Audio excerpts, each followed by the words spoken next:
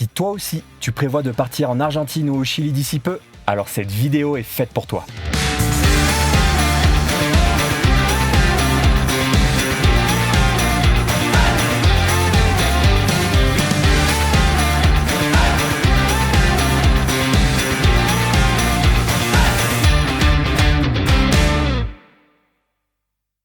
Bonjour et bienvenue dans ce nouveau format court de vidéo que l'on fera à chaque fin de pays. Le but, c'est de te présenter de manière claire et concise notre budget afin que tu puisses préparer ton voyage au mieux. Alors évidemment, le budget, ça dépend de ton mode de voyage. Nous, là, on est en van aménagé et on a choisi plutôt l'option sport et nature. Ce qui nous plaît, ça dépend aussi des goûts et des couleurs. Ici, on te présente les prix en euros selon le taux de conversion actuel, donc à savoir novembre 2024 à février 2025. Mais attention, parce que les prix d'une année sur l'autre peuvent vraiment varier. Allez, on commence tout de suite, mais reste bien jusqu'à la fin, on te présente notre top 3 coup de cœur.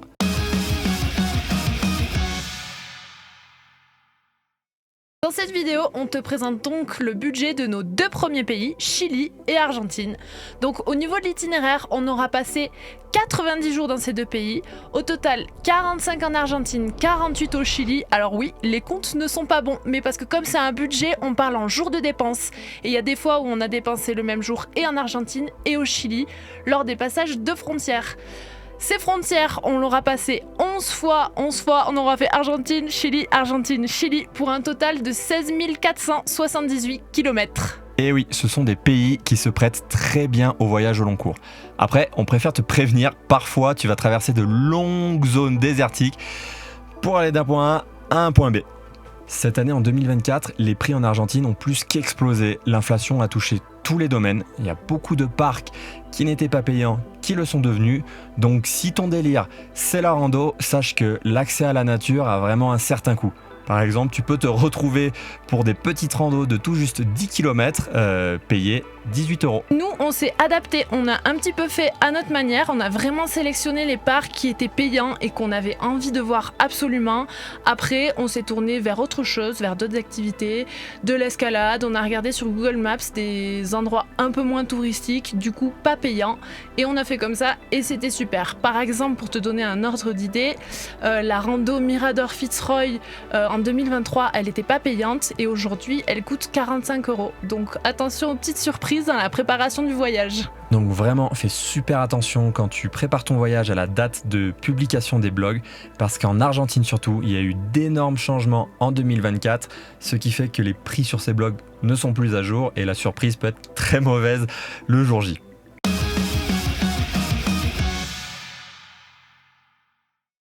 Allez, on attaque tout de suite avec le premier poste de dépense de ce voyage qui est l'essence.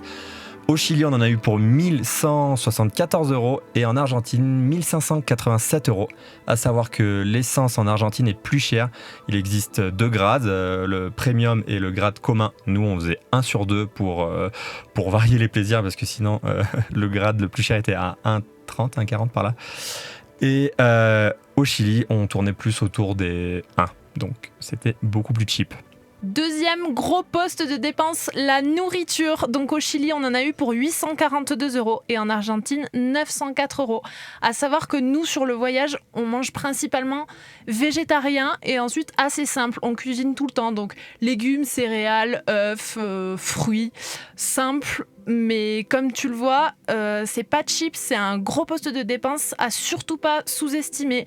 Alors le Chili, on savait que c'était quand même un peu cher, mais l'Argentine ayant énormément augmenté, voilà, surtout pas sous-estimer. Pour préserver le budget sur ces 3 mois, on n'aura pas trop mangé au resto. Au Chili, on aura mangé 2 fois, on en aura eu pour 64 €. Et en Argentine, on aura mangé 1 fois au resto et 2 fois au McDo, ça nous aura coûté 110 €. Pourquoi au McDo ? Eh bien parce que quand on était chez Iveco à Salta, c'était la seule chose qu'il y avait à côté. Donc voilà, le McDo en Argentine, c'est très cher. Ensuite, catégorie hébergement. Alors oui, il y en a peu parce qu'on est en van, mais il y en a un tout petit peu quand même. Au Chili, ça nous aura coûté 25 €.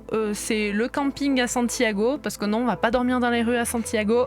Et en Argentine, 111 €, ce qui représente un camping une fois. Et ensuite, les 3 nuits d'hôtel qu'on a dû payer quand le van était en réparation à Salta. Pour les transports, donc dans les transports, on inclut péage et bateau, parce que oui, dans le sud, l'extrême sud des deux pays, on prend beaucoup de bateaux. Donc au Chili, ça aura coûté 53 € et en Argentine, 93 €.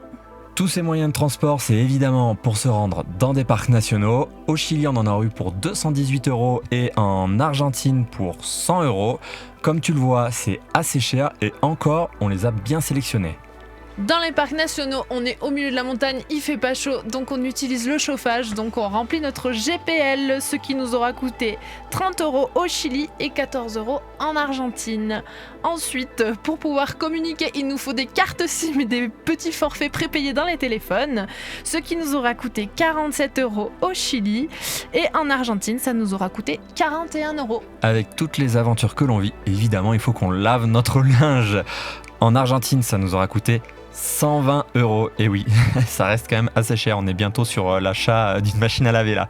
Et au Chili, ça nous aura coûté 107 €. Et là-dedans, on a également de l'achat de matériel pour nos randos qu'on a mis dans cette section, notamment des bouteilles de gaz, etc.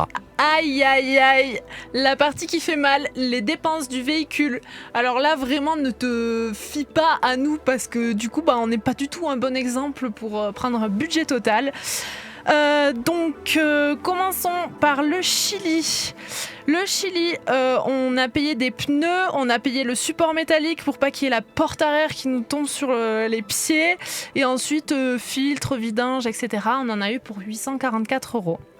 En Argentine, dépenses véhicule, après avoir vécu notre arnaque, si tu as vu l'épisode numéro 5, nous avons dû faire une grosse réparation qui nous a coûté 1750 € plus 500 € de pièces. Et ensuite, à toutes ces dépenses, on rajoute les filtres, une vidange, la poignée de porte au tout début du voyage, ce qui fait un total de dépenses de véhicule de 2538 €. C'est pas mal. C'est vraiment pas mal. Et ensuite, petit aparté, voilà, donc au Chili, on s'est fait arnaquer le premier coup quand on avait ce petit problème de roue. Donc on a dépensé 2500 € qui sont complètement partis en l'air car ils n'ont servi à réparer rien du tout en fait. Voilà. Et pour terminer la section dépenses, on termine avec les boissons. Et oui, pour sortir chaque vidéo que tu regardes, on a besoin de Wi-Fi. Donc en général, on se rend dans un bar et au Chili, ça nous aura coûté 50 € et en Argentine, 30 €.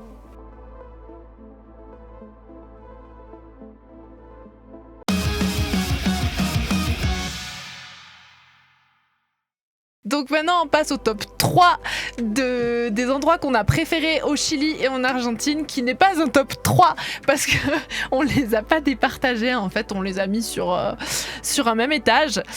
Numéro 1, le trek Sierra Valdivieso à Ushuaia, là vraiment on a adoré. C'était hyper sauvage, il y avait personne, pas de chemin, enfin c'était vraiment genre dans la nature sauvage complet et ça nous on adore. Numéro 2, Cerro Castillo, vraiment un spot unique, on a adoré cet endroit, la rando pour monter jusqu'à la lagune est vraiment super chouette et en plus de ça, il y a un spot d'escalade, enfin des spots même d'escalade avec des topos nickel, donc nous on a adoré, le rocher était super, c'était très bien équipé, donc ça on aime. Numéro 3, la vallée de los Gigantes dans la province de Cordoba. Bon alors là vraiment ça réunissait tout ce qu'on adore. Donc du trail, de l'escalade, de la baignade, magnifiques rochers, du granit, des beaux plateaux. Pas très touristique finalement, il n'y a pas grand monde. Et en plus sur le plateau il y a un superbe hôtel-restaurant où les propriétaires sont vraiment au top. Et vraiment si vous y allez, n'hésitez pas. Et oui, comme tu le vois dans ce top 3, on n'a pas les incontournables de ces pays-là. On les a quand même fait, on les a adoré, mais là le but c'était de te partager des petites pépites un peu cachées, un peu méconnues du public et du circuit classique. Si tu as des questions, n'hésite pas à nous les poser en commentaire, on répondra volontiers. On espère que cette vidéo aura pu t'aider. Après, évidemment, encore une fois, c'est très personnel, ça dépend des goûts, des couleurs et des façons de voyager. Le seul truc incompressible, a priori, c'est l'essence, parce que les kilomètres, il va falloir les faire, sauf si tu es en backpack, évidemment. Nous, on te dit à bientôt et on se retrouve dans le prochain épisode.